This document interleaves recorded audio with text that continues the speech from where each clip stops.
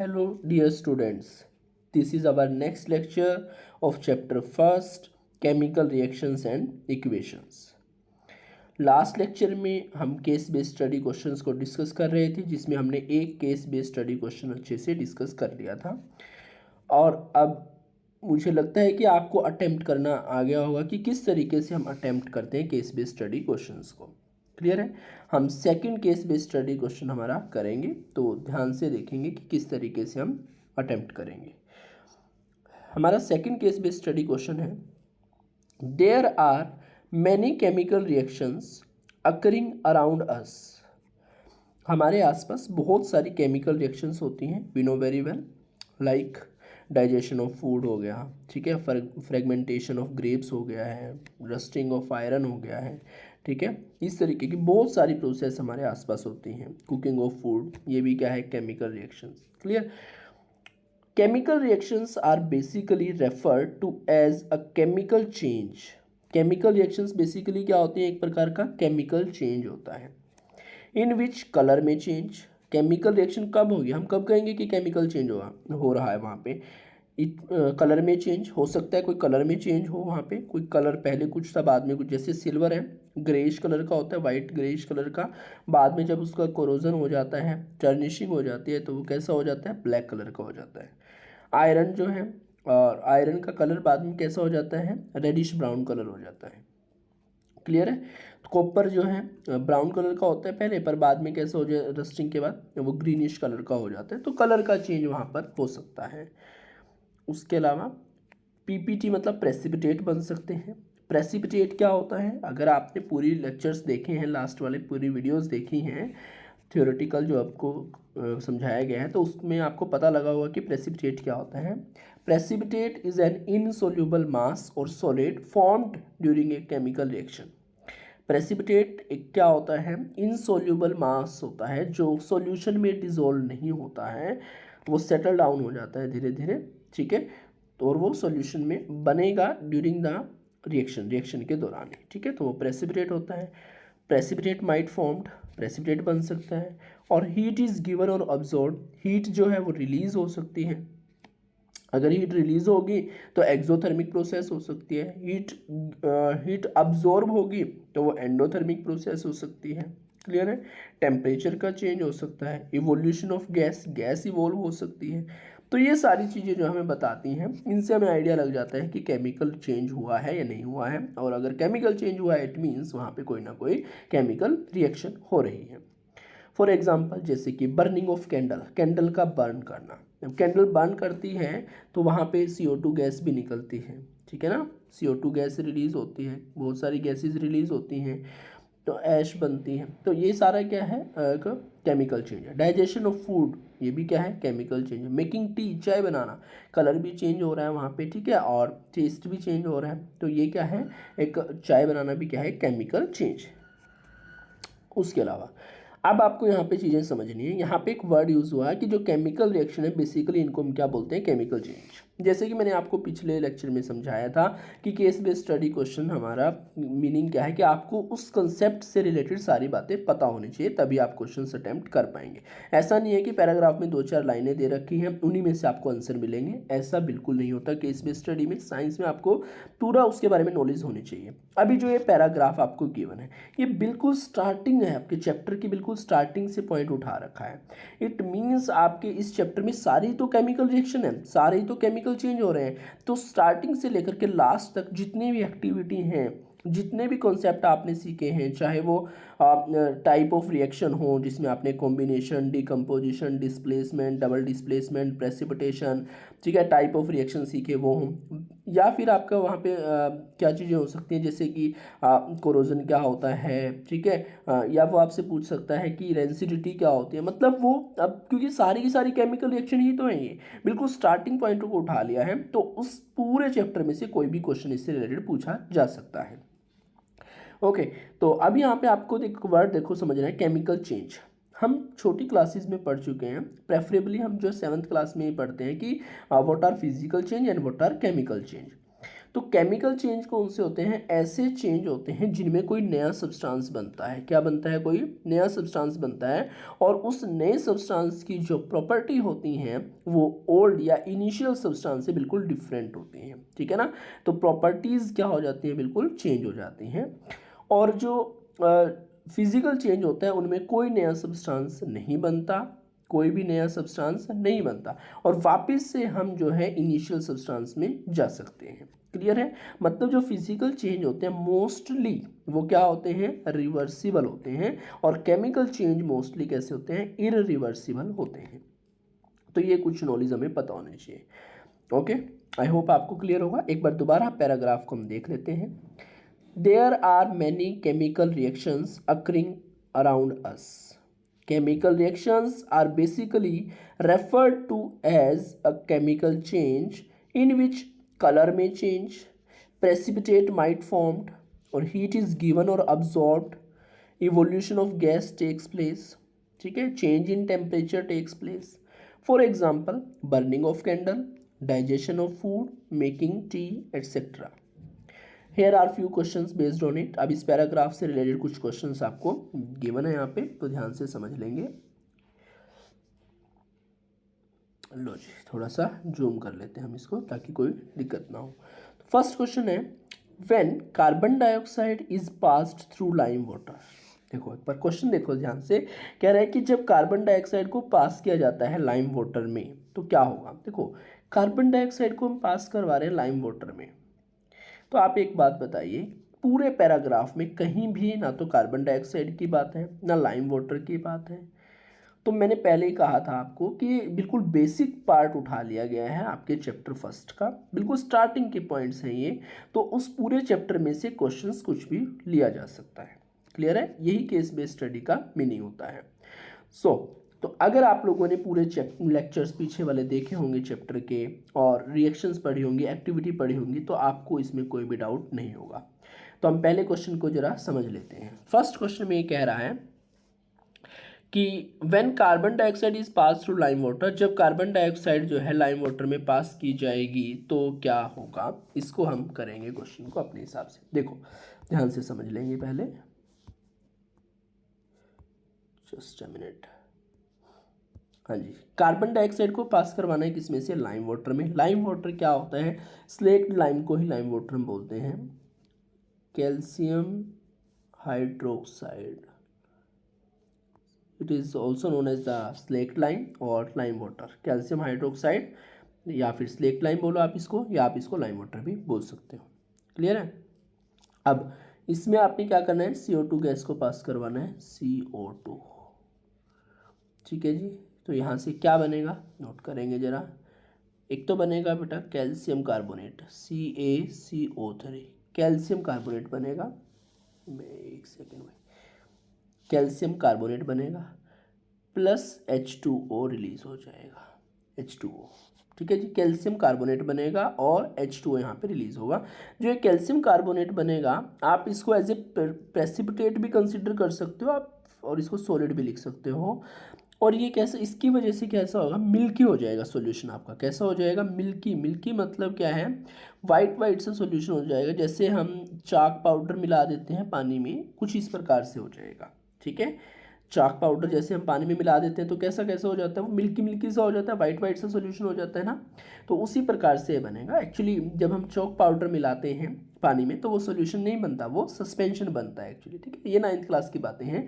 अभी हम क्वेश्चन पे आते हैं कि what happens when carbon dioxide gas is passed through the lime water. Lime water CaOH twice. हम यहाँ पे मैं लिख देता हूँ, सारी बातें नोट करेंगे ध्यान से।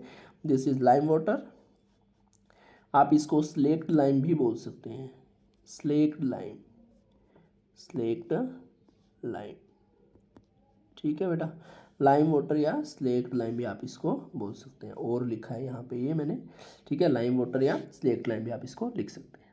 क्लियर? तो calcium hydroxide that is lime water और स्लेक्ट लाइम में से जब आप CO2 कार्बन डाइऑक्साइड गैस पर पास करवाएंगे तो क्या बनेगा? CO2 आपने पास करवाई तो क्या बनेगा? कैल्शियम कार्बोनेट बनेगा, CaCO3, मिल्की हो जाएगा इसकी वजह से। ठीक है, और वाटर साथ में रिलीज हो जाएगा, H2O। आई होप आपको ये रिएक्शन क्लियर होगी। अब हम क्वेश्चन की तरफ चलते हैं फटाफट से। हाँ जी देखो, when carbon dioxide is pass through lime water, जब कार्बन डाइऑक्साइड को लाइम वाटर में पास करेंगे तो फर्स्ट ऑप्शन है calcium hydroxide is formed, calcium hydroxide बनेगा, CaOH ट्वाइस, ये तो खुद ही लाइम वाटर है तो कैल्शियम हाइड्रोक्साइड बनेगा थोड़ी ना वहाँ पे, तो ये ऑप्शन गलत है। Second option, lime water turns milky, lime water जो है वो मिल्की हो जाएगा, ये बात सही हो सकती है क्योंकि हमने मिल्की की बात करी, वहाँ पे कैल्शियम कार्बोनेट बनेगा तो लाइम वाटर कैसा हो जाएगा, मिल्की हो जाएगा, तो ये ऑप्शन हमारा राइट हो सकता है। पर हम नेक्स्ट ऑप्शंस भी पढ़ लेते हैं। White precipitate of calcium oxide is form, नहीं यहाँ पे कोई कैल्शियम ऑक्साइड नहीं बनेगा, कोई CaO यहाँ पर नहीं बनेगा, अभी हमने रिएक्शन भी लिख करके देखी, कोई कैल्शियम ऑक्साइड यहाँ पर नहीं बनेगा। And the last option is colour of lime water disappear, lime water का कलर डिसअपियर हो जाएगा, नहीं ये गलत है, लाइम वाटर का कोई कलर नहीं है ना कोई डिसअपियर वहाँ पे होगा, सिर्फ क्या होगा, lime water turns milky, lime water क्या हो जाता है, मिल्की हो जाता है, so option B will be the right answer. अब इसी क्वेश्चन को देखो दूसरे तरीके से भी पूछा जा सकता था जिसमें आप कंफ्यूज हो सकते हो। अभी यहाँ पे सिर्फ लिखा है when carbon dioxide is pass through the lime water, जब कार्बन डाइऑक्साइड को लाइम वाटर में पास करवाया जाएगा तो क्या होगा, वहाँ पे lime water turns milky, milky हो जाएगा, क्यों, क्योंकि कैल्शियम कार्बोनेट बन रहा है वहाँ पे, उसकी वजह से वो मिल्की हो जाता है, मिल्की, ठीक है, मिल्की वाइट वाइट सा, क्लियर। इसी क्वेश्चन को अगर आपके पास इस प्रकार से आता, व्हेन एक्सेस, EXCESS, एक्सेस मतलब ज़्यादा, when excess carbon dioxide is pass through the lime water, क्या होगा अगर एक्सेस अमाउंट में कार्बन डाइऑक्साइड को लाइम वाटर में पास करवाया जाए तो। बहुत अच्छा क्वेश्चन है ये, ध्यान से समझे, मैंने एक वर्ड डाल दिया यहाँ पे एक्सेस, क्या वर्ड डाल दिया मैंने, एक्सेस, कि when excess CO2, excess carbon dioxide को अगर हम लाइम वाटर में से पास करवाएंगे तो क्या होगा, ये चीज़ समझनी जरूरी। देखो अभी जब हमने लाइम वाटर में से CO2 को नॉर्मली पास करवाया तो क्या क्या बना था वहाँ पे, कैल्शियम कार्बोनेट बना जिसकी वजह से मिल्की हो गया था, प्लस वाटर बना था H2O। अब एक्सेस में CO2 पास करवाना, इसका मतलब पहले तो ये बनेगा, ये तो श्योरिटी है, पहले कम CO2 में, लिमिटेड अमाउंट CO2 में तो हमारा कैल्शियम कार्बोनेट बनेगा, मिल्कीनेस अपीयर होगी, मिल्की बन जाएगा लाइम वाटर, तो ये चीज़ें बन रही है। अब एक्सेस जो बची हुई फालतू की हम CO2 इसमें डाल रहे हैं, ज़्यादा अमाउंट में डाल रहे हैं, अब एक्सेस CO2 अपना काम करेगी, जो एक्सेस CO2 यहाँ पर डालोगे तो यहाँ से क्या बनेगा, यहाँ पर बनेगा CaHCO3 twice, calcium hydrogen carbonate बनेगा, CaHCO3 ट्वाइस बनेगा, और जो ये कैल्शियम हाइड्रोजन कार्बोनेट बन रहा है CaHCO3 ट्वाइस कैल्शियम, ये कैसा होता है, वाटर सोल्यूबल होता है, जो कैल्शियम कार्बोनेट होता है वो वाटर इनसोल्यूबल, सस्पेंशन बनता है वहाँ पे, वो डिजोल्व नहीं होता अच्छे से, वाटर इनसोल्यूबल है वो, मैंने कहा प्रेसिपिटेट भी आप उसको बोल सकते हो, सॉलिड फॉर्म में बन रहा है, तो वो उसकी वजह से कैसा हुआ, मिल्कीनेस। और ये जो बन रहा है कैल्शियम हाइड्रोजन कार्बोनेट या कैल्शियम बाइकार्बोनेट, बाइकार्बोनेट भी आप इसको बोल सकते हो, कैल्शियम हाइड्रोजन कार्बोनेट या कैल्शियम बाइकार्बोनेट भी बोल सकते हो, ये वाटर सोल्यूबल होता है, वाटर में डिजोल्व हो जाता है और इसकी वजह से मिल्कीनेस डिसअपियर हो जाती है, मिल्कीनेस क्या हो जाती है, डिसअपियर, खत्म हो जाती है दोबारा से। तो अगर हम लिमिटेड अमाउंट में लाइम वाटर में कार्बन डाइऑक्साइड पास करवाएंगे तो मिल्कीनेस अपीयर होगी, मिल्कीनेस दिखाई देगी कैल्शियम कार्बोनेट की वजह से, CaCO3 की फॉर्मेशन की वजह से।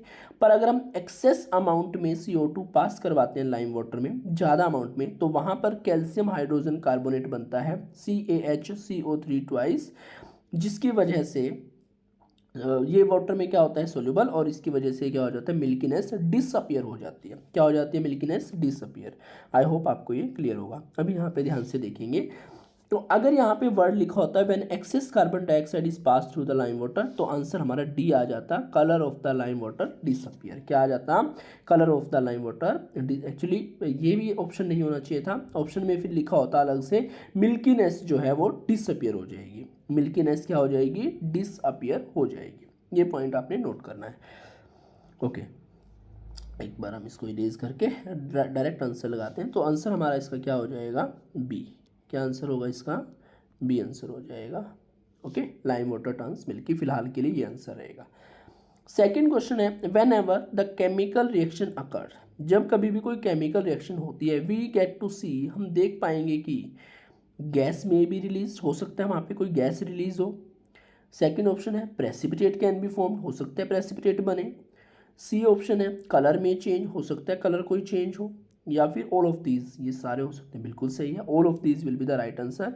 ऊपर ये तो हमारा बिल्कुल कंसेप्ट में जो अपना पैराग्राफ दे रखा है या केस बेस्ड स्टडी दे रखा है उसमें गिवन है ये तो, ठीक है ना, ये पूरा दे रखा है। देखो chemical reactions are basically referred to as a chemical change in which जिसमें कलर में change, precipitate might formed, heat is given or absorbed, evolution of gas मैंने आपको बताया, टेम्परेचर चेंज बताया, तो सारा वहीं से है क्वेश्चन, ठीक है। हालांकि पैराग्राफ जो आपका केस बेस है इसमें इवोल्यूशन ऑफ गैस नहीं दे रखा, गैस में भी रिलीज नहीं दे रखा, पर बता तो दिया ना, तो वही कह रहा हूँ मैं आपको कि उस कंसेप्ट से रिलेटेड आपको कंप्लीट इन्फॉर्मेशन होनी चाहिए, तभी आप उसका आंसर कर पाएंगे।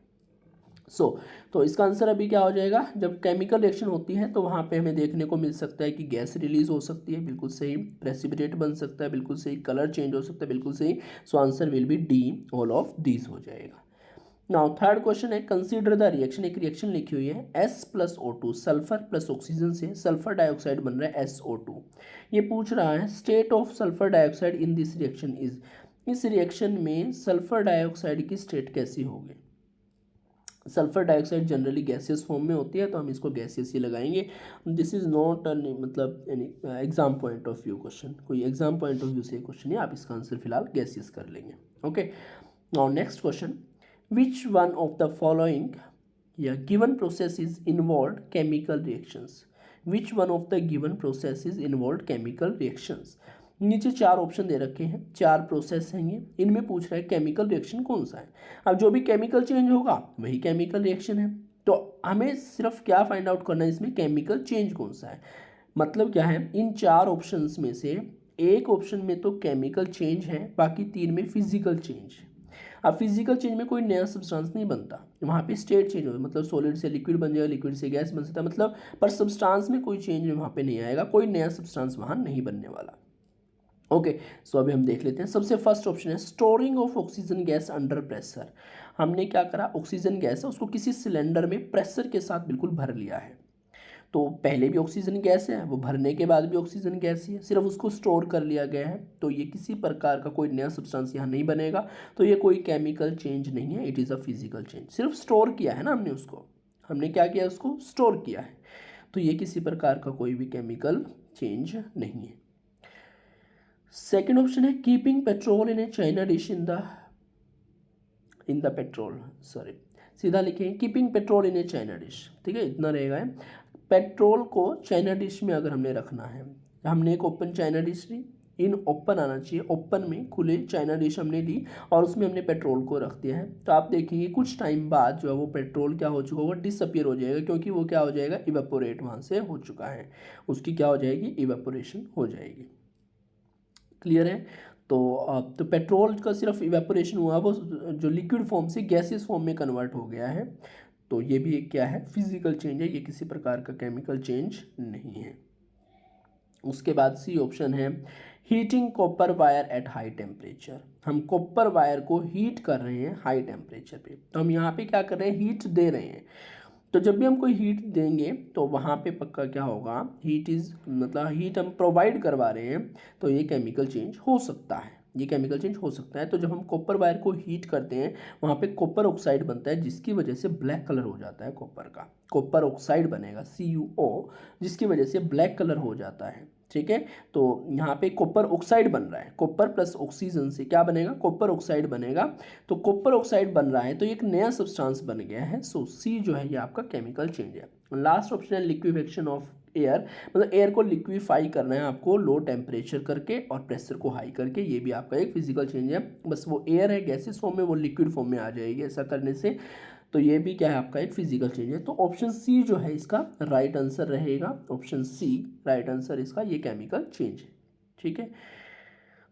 अब आपने देखो इस पैराग्राफ को, इस केस बेस को देखा ध्यान से और इसके क्वेश्चंस को भी डिस्कस करा, तो आप समझ पा रहे हैं कि क्वेश्चन डायरेक्टली इस पैरा में से नहीं होंगे, सिर्फ आपको कंसेप्ट आना चाहिए उससे रिलेटेड, तो ध्यान से बिल्कुल सारी चीज़ें सीखेंगे तो आपको बिल्कुल सारी चीज़ें क्लियर होंगी, सारे क्वेश्चन आप आसानी से कर पाएंगे।